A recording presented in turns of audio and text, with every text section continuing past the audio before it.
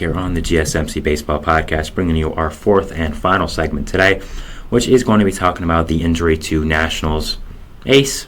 Because it's the Nationals, they don't really have an ace. They're kind of crappy, but their best pitcher, I should say, Josiah Gray, getting injured.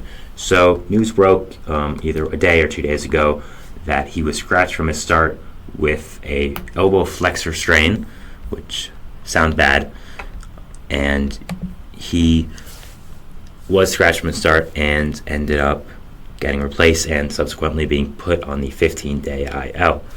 Now, how bad is this injury? Well, it's to your pitching elbow, so it's not good. I'll tell you that. I think any baseball fan can really see that and know that right away, that an injury to your pitching arm, to your elbow, to something like that is not good, not something you want. Of course you don't want any injury, but an injury to the pitching elbow of a pitcher is bad. Now, do I think it's Tommy John or something like that going on the 60-day IL? No, I don't. I don't think he's suddenly going to have Tommy John tomorrow. But at the same time, this is how these things kind of start. You see pitchers like Strider who, he reported he had elbow soreness, and now it's 50-50 that it's Tommy John. So no injury to your pitching elbow can be good. There's no positive effects of that whatsoever. So your Nationals fans and baseball fans overall are just really hoping that Gray can not get Tommy John, avoid that, and come back relatively soon. We don't know when it will be, but hopefully it's soon. Just Gray has done such a nice job in his career now of picking it back up. Was the main part of that huge Max Scherzer trade going to the Dodgers from the Nationals. Of course, Max Scherzer was a franchise icon with the Nationals, probably the greatest player in their franchise history. I mean, he's up there with, of course, guys like Bryce Harper, Anthony Rendon, Trey Turner, Steven Strasburg. Nationals franchise isn't very old, so Josiah Gray was the main part of that, and coming over first at the 2021 deadline, made 12 starts with them, 5.31 ERA, was not good. 2022 had a 5.02 ERA, so he was kind of looking like he potentially may be a bust.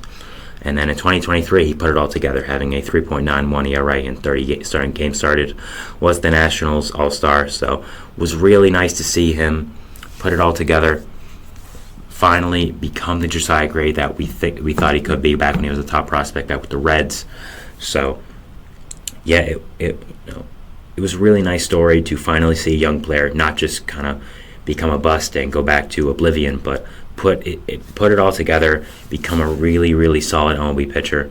So I was excited for him, even though he was my division rival. It's nice to see him, from New York, from Rochester. So nice to see him perform really well. So it is unfortunate that he now is going to be on the 15-day IL, and it would really, really be horrible if he were to get Tommy John or a major injury like that.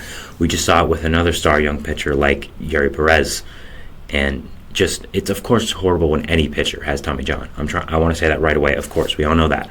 But at the same time, when a young pitcher gets it, a guy who's just starting his career out, or a guy in the case of Gray who's finally found his footing in the major leagues, finally found his way and how to pitch, and finally living up to his potential, it really is worse, because it just kind of cuts your career short in a way that you didn't expect. You lose a year and a half, sometimes 2 full ones. So it would just be really unfortunate if Gray were to have Tommy John or something real bad, and really hoping it's not.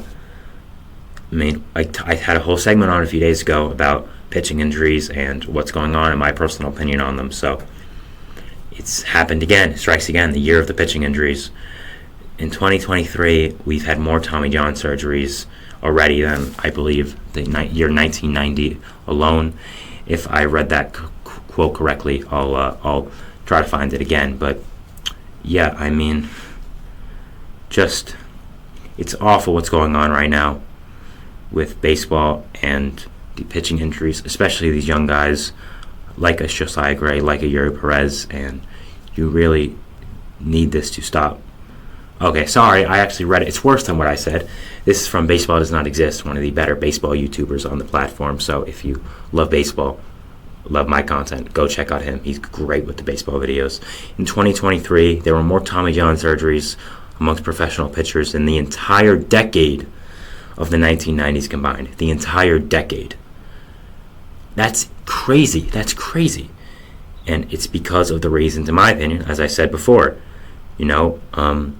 Pitchers are throwing too fast. They're putting too much pressure on their arm. The pitch clock gives pitchers less of an amount of time to recover after throwing these insane pitches. So it's really unfortunate that Gray is hurt. You're hoping that doesn't turn into something worse. It only is 15 days, so you're, of course, hoping that it doesn't turn into something worse. I mean, today, a few hours ago, Kodai Senga of the Mets was placed on the 60-day IL after being originally for the 15th. Now, it's not a huge thing because he's not going to, it's not like he's out for the rest of the season, but he's not able to come back now until May 27th. So he's not going to be back probably till early June. So these things can transform, especially for a young pitcher, and really hoping it doesn't. Gray's had such a rocky time in the MLB.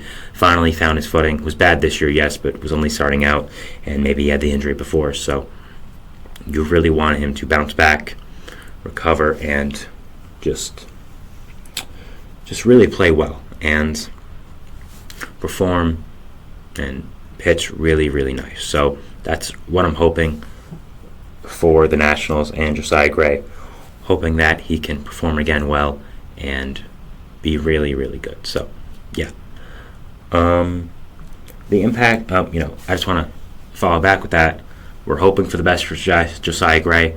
It is unfortunate with this injury. For a young pitcher as well, I'm going to keep saying it, you don't want these things to happen. It's going to affect your pitching a lot. Now, again, Tommy John is kind of something that is just going to happen to pitchers nowadays. It's just something you have to deal with. You're going to get once in your career. But this would be the worst time for Gray to get it, right when he's finally starting to find his footing in the MLB, finally becoming a really good pitcher for this Nationals team, this young Nationals team as well. Now, are the Nationals the best team? No, they aren't. But they have a lot of good young players. And, you have Mackenzie Gore, Jake Irvin, Cade Cavalli, who is also on the injured list. So you have some young pieces in the pitching staff. You have Patrick Corbin, who only has 1 year left. Rejoice, Nationals fans. Only 1 year left on that contract. I mean, they're probably dancing in the streets of D.C. that he only has 1 year left. But the Nationals have a lot of good young talent, and when looking to replace what Gray brings, if you are trying to win, you need guys like Corbin to step up, guys like Jake Irvin to step up. And, you other guys that I think need to be really good if you want to kind of replace the way that Gray was doing. Again, I think maybe someone like Jackson Rutledge, Mason Thompson when he gets off the injured list, Thad Ward, just these kind of 4A type guys, which is really good in AAA, but when he gets up to the major league, he's awful. You need these guys to make a name for themselves, differentiate themselves from the pack of the mediocre pitchers we have. So, yeah, I think that if the Nationals want to compete at all, they want to emulate the value that Gray was bringing. One of these guys needs to step up. Corbin needs to be good again, and really that's what you need for this Nationals team. They're not trying to win. I understand that. They're just trying to rebuild, but they might be trying to win next year. And you want to see what you have in these young players. And unfortunately, with Gray now being out for a little bit, we assume he's one of these younger guys is going to have a window to start, to be a consistent pitcher, be a consistent starter with this team. And I think that they need to take advantage of that, pitch really well. And if I was one of those guys on the edges of the Nationals roster, a guy who's trying to make a name for himself, be really, really good, this is what I'd be looking at. This is the opportunity. So, yeah. So just overall, bad for Gray. You don't want to see a young pitcher go down like this at all. Maybe I could be overreacting. He's only on the 15-day IL, but at the same time, we've seen what happens. We've seen what happened with elbow injuries nowadays, and what pitchers, what has happened to pitchers now with them. So, yeah, you're definitely hoping for the best for him, and really, really just hoping that everything does happen, and maybe he'll be one of those guys where Tommy John makes him better and gives him some bionic, elbow or arm or something like that. That's happened. Tommy John has helped some pitchers, so maybe it'll do that for the young guy in Gray. I think the impact on the Nationals is, it's not great for this year because, of course you don't want to lose your ace, but it's worse if he has to get Tommy John for the future because you're trying to compete next year. I think you have a lot of good young talent coming up, and you're going to have a lot of money on the books with Corbin coming off. And the Strasburg contract situation, not really sure how that works, but I'm sure there's some money coming off the board for that because he did retire. So you could potentially be spending next year, and I think Gray was going to be a big part of your team if you were trying to compete, which I think they would be. So definitely hoping that he's okay, and definitely hoping this isn't something that carries into his career and affects him too much. So yeah, that is our show today, guys. I want to thank you so much for watching. Just want to say that we invite you to follow us on Facebook, Twitter, TikTok, Instagram for more content and updates. Thank you so much for watching. Remember to subscribe, hit the notification bell to get notified not only when I post, but when some of the other great content creators on this channel do post as well. Some great, bright minds in the sports media industry, and I think you'll be one to watch us. So I think we have a lot of great content here, and make sure to hit this notification bell to get notified. So again, thank you so much for watching. I'll see you tomorrow, and we'll see what baseball throws at us the next day. Thanks, guys. Bye.